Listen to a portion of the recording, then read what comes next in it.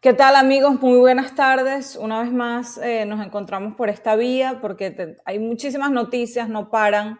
El fin de semana tuvimos también mucha información con respecto a Venezuela, Estados Unidos, el despliegue que hay en el Caribe, pero lo último, lo más reciente es esta carta de Jorge Rodríguez en la que advierte de un presunto plan de la extrema derecha o extremistas de derecha para poner explosivos en la embajada de Estados Unidos en Caracas. También, por un lado, Trump confirma un nuevo ataque a una narcolancha y anticipa la fase 2 terrestre posiblemente de su operativo. También tenemos información del FBI, habló también el secretario de Guerra, pero para conversar de toda esta información y sobre todo también del TPS y cómo estas medidas están afectando a tantos venezolanos, quiero invitar hoy a una persona muy especial, muy conveniente y pertinente para toda esta información, y es David Smolansky, exalcalde de Latillo, por supuesto, y también David desde el año 2023, como saben, forma parte del equipo internacional de María Corina Machado, es director adjunto para Estados Unidos y las Américas, y desde 2023 ha estado trabajando además para armar todo el tema de primarias. David, bienvenido, gracias por estar con nosotros en esta entrevista. Hay tanta información que queremos saber. Tú estás en una posición estratégica justamente en ese lidiar de lo que podría estar sucediendo entre Estados Unidos y Venezuela. Gracias por acompañarnos. Gracias a ti, María Alesia, muchísimas gracias por la invitación, saludo a tu audiencia y bueno, siempre es un gusto conversar contigo. David, son momentos complicados. Yo creo que la gente en Venezuela está bastante desesperada. Hemos visto cómo ha crecido la represión, cómo todos los días se llevan presos, secuestrados, desapariciones forzosas a tantas personas. ¿Qué está ocurriendo que nos puedas revelar? ¿Qué está pasando? Bueno, como siempre he dicho, ¿no? No se pueden revelar las estrategias cuando se enfrenta a un adversario de la naturaleza que hoy impera en Venezuela, que es probablemente el primer cartel en la historia de América Latina que está en pleno ejercicio del poder, con campos gasíferos, con refinerías petroleras, con minas de oro. Siempre he dicho, María Alesia, que para poner en contexto lo que significa que el Cartel de los Soles haya sido designado como organización terrorista, los convierte a ellos, con los talibanes, como los únicos regímenes en pleno ejercicio del poder de tener una designación de organización terrorista. Porque normalmente las organizaciones terroristas están al margen del Estado. En América Latina está el ELN, está las FARC. Cuando uno va a Medio Oriente o África está los Houthis, está Hamas, o están las fuerzas Quds iraníes. O sea, en todo caso pueden ser un brazo del Estado, pero no en este caso el cartel que es el Estado. Eh, para la administración de Trump, la lucha contra el narcotráfico es una prioridad. Lo ha dicho en reiteradas ocasiones, lo dijo en su campaña el año pasado, no solamente además es con los carteles de Venezuela, o específicamente el cartel de los soles, también los carteles que hay en México. No es un secreto para nadie de toda la cocaína y el fentanilo que termina en los Estados Unidos y en otras partes de las Américas, por cierto. En el caso de Venezuela, cuando transita impunemente cocaína que se produce en Colombia, no solamente termina en Norteamérica, termina en Centroamérica, termina en el Caribe, en Europa y África, incluso. Entonces, ante esta actividad económica ilícita, pues hay todo un despliegue especial, como ya sabemos, en el sur del Caribe, para contrarrestar lo que el Cartel de los Soles ha permitido, no desde hace unos días, no desde hace una semana, no hace unos meses. Yo quiero recordar que Maduro, Diosdado y Padrino tienen una acusación formal en el Distrito Sur de Nueva York del año 2020, donde yo invito a cada venezolano a que se lea esa acusación, donde allí se dan detalles de cómo transita la cocaína impunemente en Venezuela, cómo se organiza esto en conjunto con las FARC, cómo hay pistas clandestinas para el tráfico de droga a través de estas pistas específicamente en el estado Apure, y cómo esto, María Alesia, tiene 20 años sucediendo. Esto empezó con Chávez vivo, con Chávez teniendo pocos años en el poder, y cómo hoy la droga para el régimen se ha convertido en la principal fuente de ingreso, incluso superando el petróleo. Entonces ellos no pueden pretender estar impunes eternamente. Y buena parte de lo que, y perdona que me extienda, buena parte de lo que ocasiona el narcotráfico, que yo lo dije incluso siendo alcalde, ahora que recordaba un poco mi trayectoria, es que precisamente Venezuela ha sido uno de los países más violentos del planeta desde que este siglo empezó, que coincide con la llegada del chavismo al poder. ¿Sabes cuánta gente, cuántos venezolanos han fallecido por el AMPA desde que este siglo empezó? Más de 500.000 de venezolanos. Yo quiero recordar que las primeras olas migratorias de Venezuela fue por la inseguridad. Claro. ¿Cuántas familias no se fueron del país porque se les metieron en sus casas y les robaron todo? Porque fueron secuestrados, porque le mataron a un miembro de esa familia. Esas fueron las primeras olas migratorias. Venezolanos con un cierto poder adquisitivo que después de ser víctimas de un delito traumático, pues podían irse del país, comprar un pasaje, irse y reiniciar su vida en otras partes. Entonces, cuando uno ve la causa, muchas veces esta violencia es precisamente no solo el narcotráfico digamos, macro, sino también lo que era el microtráfico de droga en los sectores más vulnerables y el consumo de droga en muchos jóvenes, y cómo muchos jóvenes eran captados por grupos criminales, por cierto, el Tren de Aragua, entre otros, precisamente a través de lo que llaman las mulas y el consumo de droga. Sé que me fui Pare- muy atrás y muy quizás, no, es que pero hay que poner pareciera contexto porque los que venezolanos olvidamos cuán violento es nuestro país y sigue es siendo, verdad, a y ese eso punto que el tú crimen. dices y has venido denunciando desde hace años, era la amenaza en la que se podía convertir o la que era Venezuela para el hemisferio, y que parece que esta administración por primera vez se la está tomando en serio. Así es como se ve desde fuera. Y es verdad que ha seguido escalando ese despliegue, esa presión que ellos están llevando y que ellos han dicho públicamente. Pero ¿no crees que el tiempo, o sea, que darle tanto tiempo está beneficiando de alguna manera al régimen?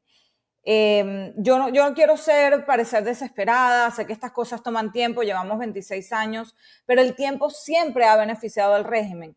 Entonces, todas estas últimas semanas de escaladas, de narcolanchas explotadas, etcétera. Ahora Trump habla de una fase 2, pero no sabemos si es que le está dando más tiempo y a ellos, lamentablemente, la historia nos ha dicho que cuando se les da tiempo, ellos ganan. Entonces, esa es una preocupación genuina que he visto en la gente y que la tengo yo también. No sé si nos puedes dar tu opinión al respecto y si ustedes le han manifestado eso a la administración, si tienen esa vía, no sé si la tienen o no. Fíjate que estoy de acuerdo contigo de que hay que ser muy, muy cuidadosos con el tiempo, porque el régimen, y especialmente Maduro, siempre ha utilizado técnicas como la negociación para ganar tiempo. Y mientras gana tiempo, desmoraliza a la gente, fractura la comunidad internacional y busca dividir el movimiento democrático. Pero en este específico episodio, María Alesia, yo estoy viendo todo lo contrario. Yo estoy viendo una Ok, escalada en las últimas 8 o 9 semanas prácticamente sin precedentes. Y permíteme hacer un recuento. sí. Primero, la designación de organización terrorista al Cartel de los Soles, que ya mencionaba anteriormente, que pone al Cartel de los Soles al mismo nivel que los talibanes según la política exterior de Estados Unidos. Punto número uno. Punto número dos, América Latina. América Latina no ha sido aquí espectador, está jugando un rol importante. Ecuador, Argentina, Paraguay, Perú, Costa Rica, República Dominicana, 6 países han designado el Cartel de los Soles como organización terrorista. Y cuando no lo hace un gobierno, lo están haciendo los parlamentos. Eso ya prácticamente supera a las designaciones que recibió en América Latina las FARC o el ELN.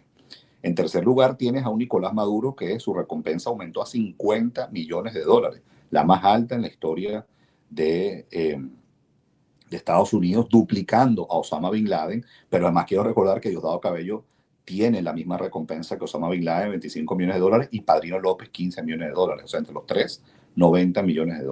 Luego, el despliegue especial que hay en el sur del Caribe, al menos 10 F-35 hoy están en Puerto Rico, al menos 6 barcos de guerra están navegando el sur del Caribe, hay helicópteros y aviones de inteligencia, hay al menos 4.500 Marines, y todo lo que eso sirve para disuadir, y como ya bien tú mencionabas también, las operaciones quirúrgicas que se han hecho en al menos 6 peñeros, pequeñas embarcaciones que están traficando droga.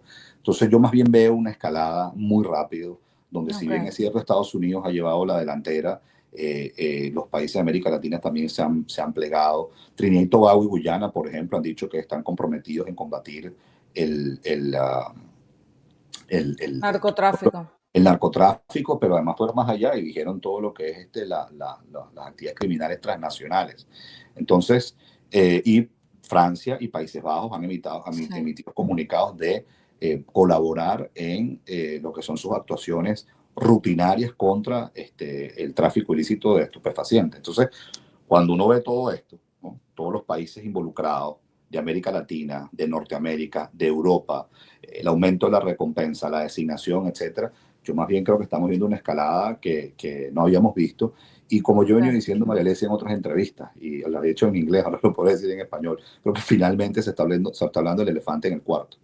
Finalmente se está hablando del elefante en el cuarto. ¿Cuántas veces muchos activistas por la democracia en Venezuela, servidores públicos como quien habla, periodistas que cuando hablaban del narcotráfico, cuando hablaban de lo que sostenía el régimen era esto, no, a veces nos tiran de radicales, de extremistas, etcétera. Y eso es lo que sostiene la dictadura. El chavismo se evaporó, Sí. 9, cada 10 venezolanos quieren que ellos se vayan del poder. Entonces, se está hablando del elefante en el cuarto y ellos son los que llegaron a este punto. Pero permíteme decirte esto, ellos fueron los que decidieron llegar a este punto. Ellos pudieron haber abandonado el poder antes del 28 de julio cuando se sabía que iban a perder. Pudieron Sí. haberlo hecho el mismo 28 de julio. Pudieron haberlo hecho días después del 28 de julio y su reacción fue el uso de la fuerza bruta. Fue la operación Tuntún, fue encarcelar al menos 2.300 venezolanos inocentes, fue encarcelar a mujeres, a menores de edad, fue torturar física y psicológicamente a tantos venezolanos que su único delito fue simplemente ser un testigo, un voluntario, un miembro de una campaña de María Corina Machado Mundo González Urrutia. Entonces, son ellos los que han decidido llegar a este punto. Sí, y como decías, el hecho de que ya se identifiquen como un grupo terrorista, justo este fin de semana le preguntaban por el tema de derechos humanos, que si era legal volar esas lanchas al secretario de guerra, a Hegseth, y él respondía, pero es que lo comparaba con Al Qaeda, decía, es que para nosotros son terroristas, por supuesto, está completamente avalado cualquier acción contra estos grupos que están atentando contra los estadounidenses, que es, digamos, todo el alegato legal y cómo ellos se han preparado y el memo que envió Trump al Congreso también, o sea, sí es cierto que ha habido muchas escaladas, sin embargo el tema del tiempo pues preocupa porque, y también el tema de que no sea sorpresivo, porque uno compara entonces con otras acciones que tomaron, por ejemplo, Estados Unidos en Medio Oriente, y dice, pero este tipo de operaciones generalmente son sorpresas, o sea, ¿por qué anunciar tanto? También creo que es parte de la presión. Yo creo que Que, sí, y está bien, y es transparente que estén exacto. comunicando lo que haya que comunicar. De todas maneras, cuando tú tienes ese despliegue de tal magnitud, pues no lo puedes ocultar. Y obviamente en el régimen hoy por hoy hay muchas tensiones, hay, hay desconfianza entre actores, hay quienes no quieren estar retratados para siempre en el cartel de los soles, que tienen familia. Habrá otros, también hay que decirlo, que no van a ceder nunca en nada, ¿no? Pero hay Sí. muchos otros que simplemente pues, ahí están colaborando, que hay eso, fricciones, tensiones, etcétera.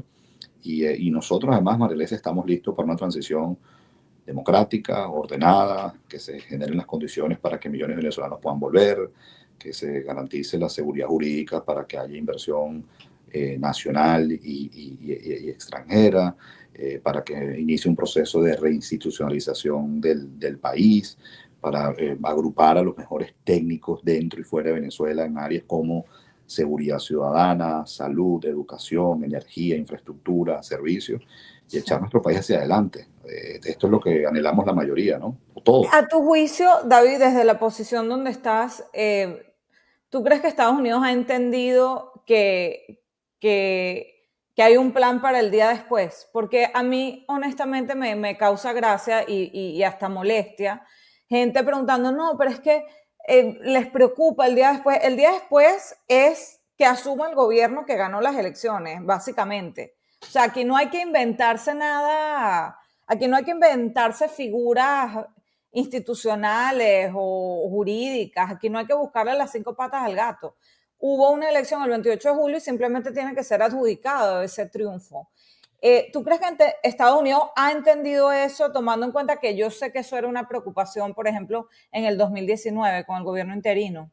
Fíjate que yo creo que aquí hay una combinación de elementos muy poderosa. En primer lugar, la legitimidad de María Corina Machado, que tiene más de un año en clandestinidad y sus niveles de credibilidad y confianza se mantienen.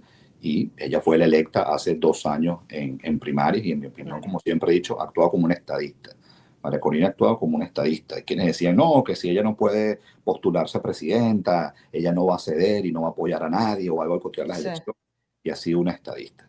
Esa legitimidad está allí. En segundo lugar, bueno, la legitimidad de Edmundo González Urrutia, el presidente electo de Venezuela. Y cuando digo presidente electo no es por retórica, es porque hay unas actas que es el fruto del trabajo de millones de venezolanos que desde el que votó hasta el que se paró bien temprano a llevar agua, hasta el que fue testigo de mesa por 14 horas, y esas actas hoy reposan, por cierto, en el Banco Nacional de Panamá, que es el equivalente al Banco Central de Venezuela. En tercer lugar, tienes a 9 de cada 10 venezolanos quieren que el chavismo desaloje el poder. Literal. Nosotros ganamos esa elección 70-30 en las condiciones más adversas posibles. En Venezuela hay una elección libre, transparente, justa, y ganaríamos 90-10 o 93-7 o 95-5. Claro. Sería escandalosa la victoria que tendríamos. Entonces, ahí hay un elemento ciudadano muy potente. Y en cuarto lugar, Venezuela tiene una historia de democracia que evidentemente no es que se va a repetir esos años porque los tiempos cambian, estamos en un mundo más globalizado, interconectado, con nuevos usos de la tecnología, hay nuevas generaciones, pero esa historia yo creo que nos ha hecho resilientes incluso a generaciones como la tuya y la mía, que aunque no vivimos en democracia, porque lo que hicimos fue crecer en dictadura, pues hemos luchado desde distintos espacios para Sí. recuperar la democracia. Entonces, estamos listos. O sea, yo eso, mire, yo lo digo siempre, mi plan no es ser exiliado eterno ni ser un opositor eterno. O sea, nuestro plan Exacto. es promover políticas públicas que mejoren la calidad de vida de los venezolanos en distintas áreas, insisto, seguridad ciudadana, energía, economía, infraestructura, servicios, educación, salud, abrir a Venezuela hacia la inversión. Hay que abrirnos hacia el libre mercado, hay que respetar la propiedad privada, hay que impulsar a la empresa privada, hay que ir hacia un país donde la corrupción sea castigada severamente, que haya un gobierno abierto, transparente, que rinda cuentas. Y hay millones de venezolanos dentro y fuera del país que se han preparado para este momento, pues, ¿no? O sea, eso es lo que queremos. O sea, este servidor, insisto, no quiere ser Sí. un exiliado eterno. Llevo ya 8 años Claro. ni ser un No, opositor eterno. no. Al Es lo contrario, que queremos todos. queremos tener medios de comunicación que sean independientes, que se promueva la libertad de expresión, que los periodistas puedan acceder a la fuente, que haya fuente Sí. oficial, que los medios del Estado tengan una programación diversa, variada, independiente. Eso es lo que se está buscando, ¿no? Pasando a otro tema, David, tenemos esta información que ha salido de Jorge Rodríguez, que está advirtiendo sobre un presunto plan de extremistas de derecha para poner explosivos en la Embajada de Estados Unidos en Caracas. Es una información delicada, yo creo, sobre todo tomando en cuenta que ellos mismos han dicho una y otra vez que María Corina Machado se refugia en esa embajada. Entonces, para mí, además del conflicto internacional que esto podría tener, ellos mismos han sido los que han dicho que ella está supuestamente escondida o recluida en esa embajada, que por cierto además no tiene a nadie, esa embajada no funciona desde 2019. ¿Cómo se toman esta información que Bueno, que son los Estados falsos. Unidos le da algún tipo de seriedad a esta información? Son los falsos, los únicos que han generado falsos positivos en estos años es el chavismo, es el régimen. Desde que yo era estudiante, de las manifestaciones estudiantiles, me acuerdo cuando se llevaron preso a Maraco, paz descanse, y hablaban que el camión que manejaba él estaba lleno, por ejemplo, de molotov y de Explosivos, sí. explosivos y eso, y lo metieron casi un año preso. Entonces, este es un régimen que es eso, es terrorista, es criminal, es mentiroso, es malévolo, es perverso, es el régimen que lanza fuegos artificiales encima del helicoide mientras ya hay cientos de venezolanos inocentes presos y mientras esos fuegos artificiales detonaban, probablemente había algunos que estaban siendo torturados física o psicológicamente. Si algún preso llegó a escuchar, si llegó a escuchar esos fuegos artificiales, ya eso es una tortura, ya eso es Claro. una. Entonces, este es el régimen que estamos enfrentando, es el régimen que ha hecho, como ya decía antes, de impunidad una política de Estado y al menos 500.000 de venezolanos han sido asesinados por el AMPA, es el régimen que va vaciando un país progresivamente y casi 9 millones hoy de venezolanos estamos desterrados, es el régimen que no le importa que al menos un cuarto de la población no pueda comer 3 veces al día y tengamos a niños que hoy ni siquiera puedan ir a la escuela porque no tienen cómo alimentarse.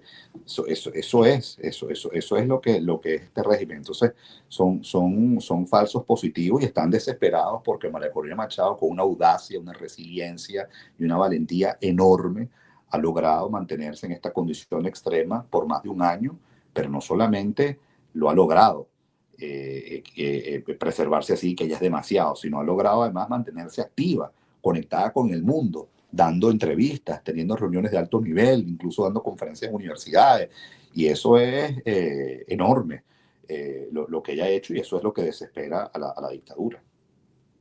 Sí. David, bueno, el fin de semana tuvimos, bueno, el viernes nos fuimos al fin de semana con una noticia devastadora para tantos venezolanos aquí en Estados Unidos, esa decisión de la Corte Suprema, pero yo quiero recordarle a la gente que nos está escuchando también por qué quise traer a David Smolansky hoy, porque él, además de ser un alcalde perseguido, que se tuvo que ir de Venezuela, que está trabajando en el equipo internacional de María Corina Machado, fue comisionado de la Secretaría General de la OEA precisamente para abordar la crisis de migrantes y refugiados venezolanos entre el 2018 y el 2023. Ha estado trabajando sin parar desde que salió del país, pero muy especialmente esos años con el tema de los refugiados y los migrantes. Nadie conoce como tú esa realidad y hoy además formas parte del equipo de María Corina Machado. Fue muy criticado por un sector, María Corina, durante el fin de semana, por no haber quizás plantado cara más fuerte o no haberse confrontado a Trump por este tema del TPS. Yo creo que es una posición sumamente delicada, pero yo quiero que tú nos hables aquí de cuál es la realidad y qué se ha hecho desde ambos partidos, o sea, y desde el esfuerzo, desde mantener ese esfuerzo bipartidista en Estados Unidos y por qué eso no debe enfrentarnos en este momento a los venezolanos, ¿no? Sí, sí, Marilesa, ¿no? Y esa función además que fue con quien era el secretario general en ese entonces, el secretario general Luis Almagro, que ya Almagro, sabe, claro. desde hace unos meses pues ya cesó sus funciones y fue un trabajo donde yo aprendí muchísimo y donde yo a veces creo que casa de herrero cuchillo de palo por ser comunicador social, que a veces no se comunicó lo suficiente las políticas que nuestra oficina impulsaba directamente o que impulsaba en conjunto con otras organizaciones multilaterales y con otros gobiernos para proteger e integrar a los migrantes y refugiados venezolanos, como el Estatuto Temporal de Protección en Colombia, el PTP en Perú, el estatus de refugiado en Brasil, que lo tenía Bolsonaro, lo impulsó Bolsonaro y lo ha mantenido Lula, porque eso es lo otro, como uno logra políticas migratorias en Claro. gobiernos distintos, incluso Bolsonaro le reconocía a los venezolanos como refugiados cuando AMLO también hacía lo propio en México, ¿no? México. El reconocimiento también del decreto de complementariedad que hubo en Costa Rica y así. Es un tema que a mí me cambió Wow. para siempre. Uno es un desterrado también y como te digo, somos casi 9 millones de migrantes y refugiados venezolanos. Para que tengas idea, ya casi la población de Venezuela en el exterior es casi igual a la población de toda Portugal. Portugal es poco más de 10 Sí, millones 10 millones, claro. de personas, nosotros somos casi 9 millones. Para que tengamos una idea, Portugal siendo una economía grande, un país importante de Europa, bueno, ese es el tamaño de la migración Sí. venezolana. Dicho esto, cuando estaba en la OEA trabajando con el secretario general Magro, yo recuerdo que hice una reunión las llamábamos las primeras víctimas del Darién. que fueron venezolanos que cruzaron por la selva hasta llegar a los Estados Unidos por la frontera sur, pasando México. Y era algo que todavía no se hablaba mucho, pero a mí por mi trabajo, a mí me perturbaba mucho esa situación de lo que podía crecer, porque ya yo estaba familiarizado con el Darién, sobre todo porque muchos colombianos, ecuatorianos, haitianos cruzaban esa selva y luego, lamentablemente, luego fueron la gran mayoría venezolanos, especialmente entre el año 21 y 24. Hoy somos aproximadamente 1.200.000 venezolanos en Estados Unidos. Hay que empezar por ahí. Yo creo que el Estados Unidos, donde los venezolanos están solamente en Florida, se acabó. Obviamente la mayoría de los venezolanos en Estados Unidos están en el estado de la Florida, está en ciudades, en Miami, pero también hay muchos venezolanos en Tampa, Orlando y otras ciudades pequeñas de Florida. Y eso por ahí. Pero luego hay cientos de miles de venezolanos, no miles, cientos de miles de venezolanos en estados como Texas, en ciudades como Houston y Dallas, en Nueva York, en New Jersey, en lo que llaman aquí el DMV, que es DC, Maryland y Virginia. Hay comunidades de venezolanos en California, en Los Ángeles, en San Francisco, en San Diego. Hoy hay venezolanos incluso en estados como Ohio, como Tennessee. Entonces, primero, y perdóname que aquí sí me voy a extender un poco, me apasiona el tema, pero también para actualizar, tengo tiempo, además, este tema, digamos, a nivel global, a veces no lo abordo con la cotidianidad que quisiera. Lo primero que tenemos que entender los venezolanos es que la diáspora venezolana que en Estados Unidos solo se concentra en Florida, eso se acabó. ¿Es la mayoría? Sí, sigue siendo la mayoría. Probablemente el 50, 55% o casi el 60% de los venezolanos siguen estando en Florida, no Miami, en Florida. Sí, pero Florida. Hay otra cantidad muy importante, que pueden ser unos 400, 500.000, que están en el resto de los Estados Unidos. Y eso no es menor. Hay una publicación no hace mucho de que en todos los estados de Estados Unidos, en todos, ya hay una arepera, al menos una. Eso te habla de la migración venezolana. Impresionante. Sí, impresionante. Dicho esto, yo encontré una en Hawái, te digo. Imagínate. Te digo eso. Por eso te digo que en todos los estados, creo que sí, en todos los estados, porque cuando leí esa publicación muy interesante, que es de una publicación norteamericana, veía Hawái y creo que Alaska también ya tenía, o era el que faltaba, pero imagínate. Pero ¿qué quiero decir con esto? Yo siempre he pensado que con la migración venezolana se debió haber hecho lo mismo que con la migración cubana. Porque una ley de ajuste. Una similar. Y ahí está la ley de ajuste cubano, que todo cubano que llegue regular, porque no me gusta usar la palabra legal o ilegal, sino todo el que llegue regular, bueno, tiene derecho a permanecer un año y luego pide para ser residente y tiene protección. Pero de hecho los cubanos tuvieron por 20 años en administraciones demócratas y republicanas, lo empezó Clinton, lo siguió Bush y luego lo terminó Obama, la ley de pie seco y pie mojado, que era el cubano que llegaba de manera irregular a los Estados Unidos, si tocaba suelo norteamericano, inmediatamente podía obtener la protección. Yo siempre pensé que siendo los venezolanos huyendo de una dictadura que es hija de Fidel Castro, porque el gran mentor de Hugo Chávez fue Fidel Castro, nosotros merecíamos una protección similar a lo que tuvieron los cubanos. No se dio, se entró el TPS, una figura que, por cierto, no solamente han utilizado los venezolanos, lo han utilizado salvadoreños, haitianos, sudaneses, haitianos, entre otros. Y a lo que voy es, primero se han hecho esfuerzos muy importantes, no solamente la oficina que formó parte, sino la propia María Corina y el Mundo González, a que se garanticen los derechos de los venezolanos en Estados Unidos, a que se le agilice la documentación para que los venezolanos puedan acceder a la salud, a la educación, trabajar, etc.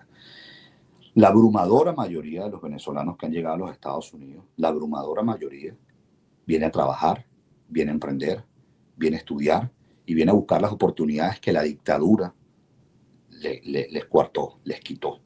Así es. Muchos vienen incluso a sobrevivir. La mayoría de los venezolanos, además, que trabajan en este país, pagan sus impuestos y están en el sur de la Florida.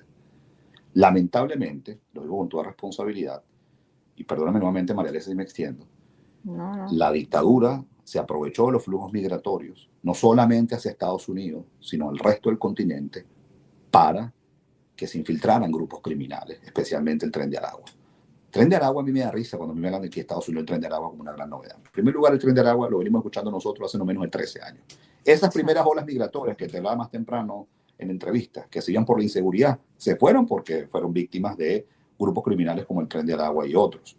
Pero es que además el Tren de Aragua, antes de llegar a Estados Unidos, ¿a dónde llegó? Llegó a Colombia, llegó a Claro, Ecuador, América llegó a Perú, Latina. llegó a Chile, donde hoy, por encargo de Diosdado Cabello, según ha dicho la Fiscalía chilena, asesinaron al teniente Ojeda.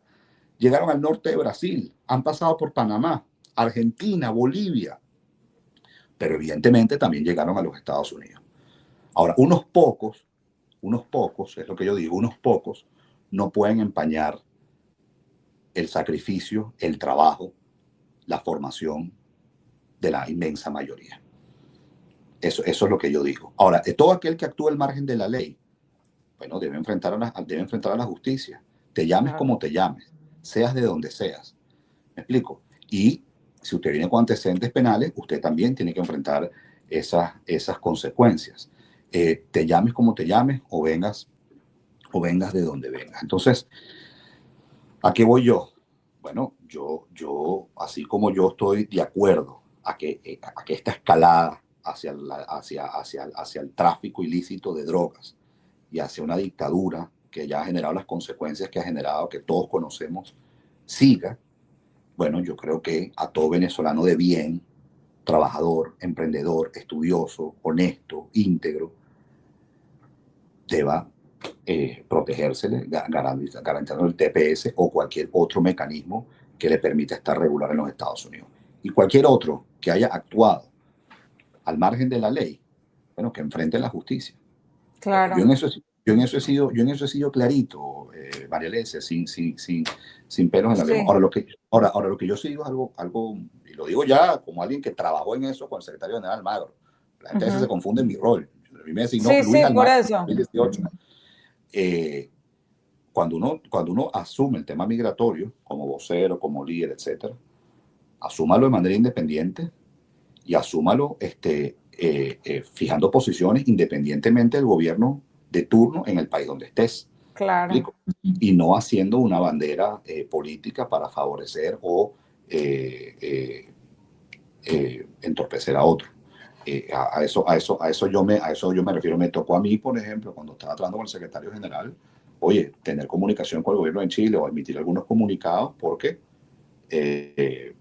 Sebastián Piñera, aliado a la causa, expulsaba a venezolanos, pero también lo hizo luego Gabriel Boric, que ha terminado también siendo aliado a la causa, pero son Aliado. gobiernos antagónicos en Chile.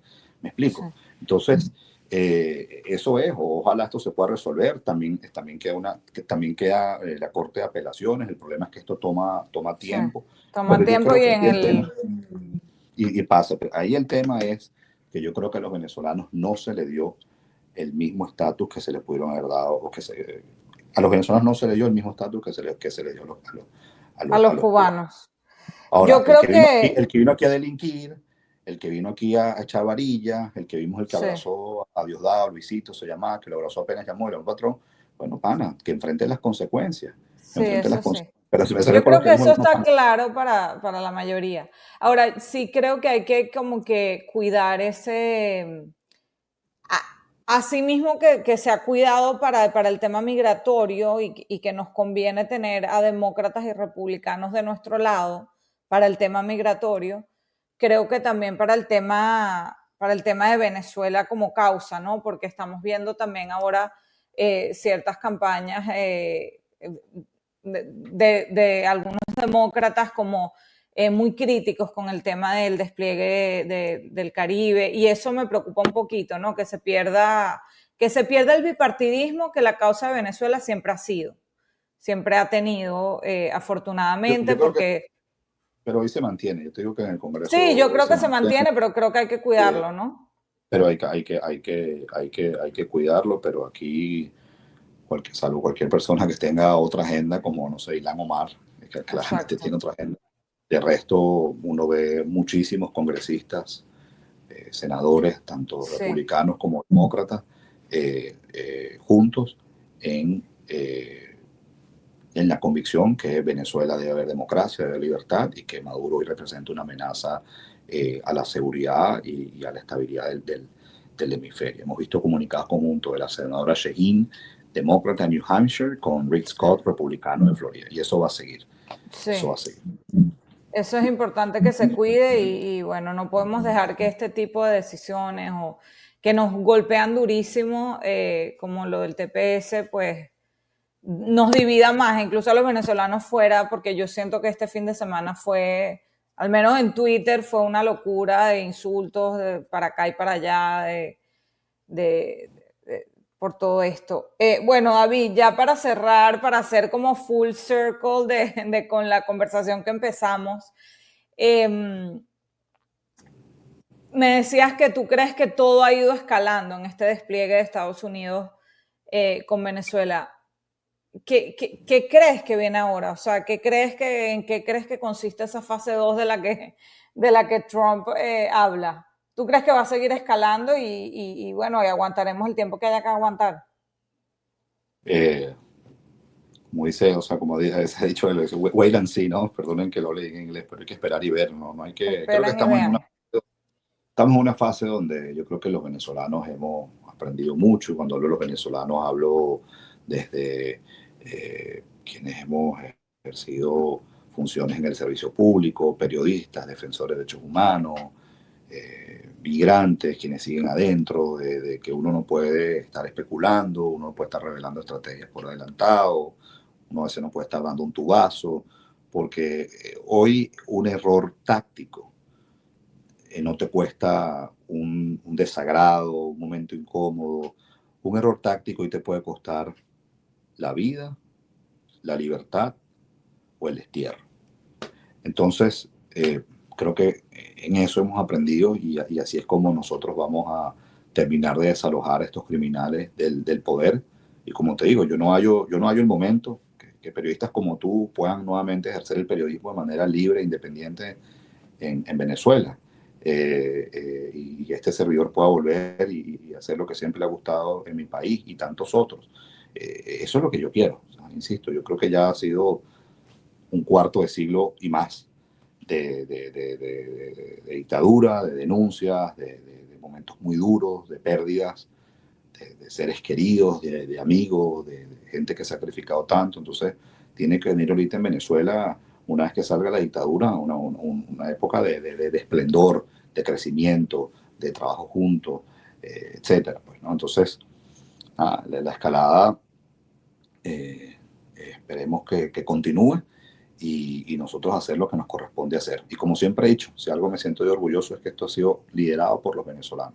Esto ha sido liderado por los venezolanos porque el cambio de dictadura ya se dio y se dio pues, con el sacrificio de los venezolanos el pasado 28 de julio de 2024. Hoy estamos haciendo valer lo que expresamos el año pasado y llegamos a este punto porque la dictadura decidió llegar a este punto. Cuando te dicen, Sí. a veces te decían de chiquito, no busques lo que se te ha perdido.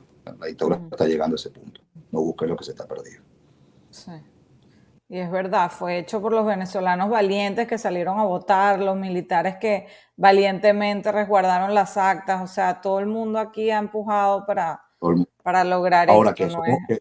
que esto es algo aislado, eso es otra cosa, ¿no? Que es que están buscando apoyo internacional, que yo, es un movimiento liderado por los venezolanos, pero no aislacionista, integrado al mundo, con los aliados que comparten una visión de libertad, de libre mercado, de seguridad, de democracia. Evidentemente, si nuestros próceres para lograr la independencia buscaron el apoyo en Haití y Gran Bretaña, ¿por qué nosotros no buscarlo Claro. también en aliados que comparten una visión libertaria? En Sí, América el Latina, otro en día, Norteamérica. tal cual, O sea, el otro día escuchaba sin ningún como, tipo de plurito.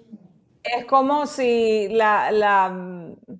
es como si la resistencia francesa se hubiera negado a cualquier apoyo de Churchill para el día D Claro, o de por Estados Unidos. supuesto, Es como, sería por estúpido, ¿no? supuesto, Pensarlo así. totalmente, Pero bueno, totalmente. David, gracias por tu A tiempo. ti, Qué chévere reencontrarnos por aquí y gracias igual. por tu visión siempre tan acertada. Un abrazo No, grande y gracias a bueno, ti por la invitación. Seguro, gracias un a ti. abrazote. Chao, chao. Bueno, amigos, era parte de lo que nos contaba David Smolansky, quien forma parte del equipo internacional de María Corina Machado aquí en Estados Unidos. Y también creo que me parecía muy interesante como esa visión, porque, perdón, él ha estado trabajando con el tema de migrantes y refugiados desde hace tanto tiempo y conoce mucho la realidad. Fue el encargado de hacer eso con la OEA y con Almagro, todas estas figuras, por ejemplo, el tema de los pasaportes, de que se nos validaran 5 años más a todo el que no teníamos pasaportes y se nos diera esa extensión, el tema de algunas figuras de identidad o de cierta legalidad en países como Colombia, Ecuador, Chile. O sea, todos esos proyectos se llevaron a cabo a través de esta oficina en la que estaba David presidiendo a la cabeza. Y sé que para él el tema TPS, el tema migración es importantísimo. Yo creo que él entiende y estando en el equipo de Maracorina entiende cuál es el problema de los venezolanos y lo que padecemos los venezolanos en el exterior. Entonces creo que es valioso recordar que ha habido gente desde la oposición, desde el gobierno interino, desde estas organizaciones que siempre han respondido por los venezolanos migrantes, ¿no? Que es algo que no es nuevo y que esperemos que se siga haciendo y que esa lucha continúe porque sabemos lo que se padece en el exterior como migrantes y que somos una de las oleadas más grandes del mundo, la primera o la segunda más grande del mundo, como nos decía David, ya casi del tamaño de un país como Portugal. Pero bueno, ya en otras noticias, durante el fin de semana también, que les quería comentar, el FBI desmanteló una red internacional de lavado de dinero vinculada a los hijos de Nicolás Maduro. Y vimos declaraciones el fin de semana de Kash Patel, el director del FBI, en las que decía que Estados Unidos jamás será refugio para el dinero ensangrentado de Maduro. O sea, y esto, yo creo que este tipo de declaraciones son parte como de la escalada, ¿no? De esa narrativa que hemos ido viendo por parte de los funcionarios más altos de Estados Unidos hablando sobre el tema de Venezuela. No solamente Trump, cada vez que le meten un micrófono, lo reiteró este fin de semana con eso que decía de la fase 2, cuando el periodista David Alandete de ABC le preguntaba, creo que antes de abordar el helicóptero, saliendo de la Casa Blanca, le preguntaba, bueno, ¿qué significa? O sea, volaron otra lancha, pero ¿ahora qué? Y él decía, bueno, vamos a ver cómo luce la fase 2, algo así. Le respondió, pero le habló de una fase 2. También salió una información que está reportando Efecto Cocuyo, que es que el portavoz del Ministerio de Relaciones Exteriores de Qatar anunció un canal de comunicación abierta entre Estados Unidos y Venezuela para discutir ideas que desescalen las tensiones por el operativo militar en el Caribe. Esto, bueno, surge en medio de rumores que hay una supuesta mediación de Qatar para un diálogo entre Miraflores y la Casa Blanca ante el temor de un ataque militar que tendría el chavismo. Bueno, básicamente ya hemos visto como una y otra vez el María Corina Machado y Edmundo González han rechazado cualquier tipo de negociación que no pase por la salida de Nicolás Maduro. Eso lo hemos visto una y otra vez porque aquí lo único la única soberanía que hay que hacer prevalecer es la de hacer valer el voto del 28 de julio. Y yo creo que el liderazgo legítimo de Venezuela, el único liderazgo que ha sido votado y legítimo, que es el de Edmundo González y María Corina Machado, tienen eso muy claro. También pienso que Estados Unidos ya pareciera estar en otra fase.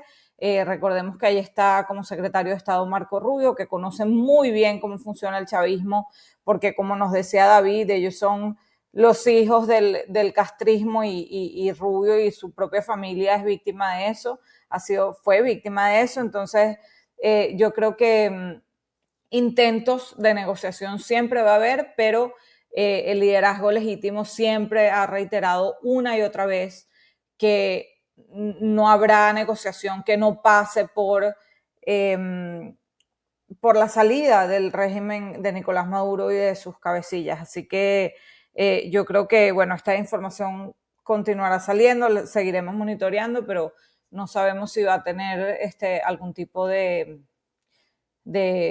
resultados. Yo diría que no. Pero bueno, amigos, con esta entrevista de David Smolansky los dejo por aquí. Un abrazo. Recuerden suscribirse al canal para este tipo de entrevistas. Vamos a tratar de estarlas haciendo más a menudo y responder a ustedes a esa inquietud de, yo sé que hacen falta noticias, hay días donde nada ocurre y estamos desesperados, pero bueno, vamos con mucha paciencia. Hemos esperado 26 años y creo que hay que tener paciencia ante los acontecimientos. Un abrazo y no olviden suscribirse a mi canal. Gracias.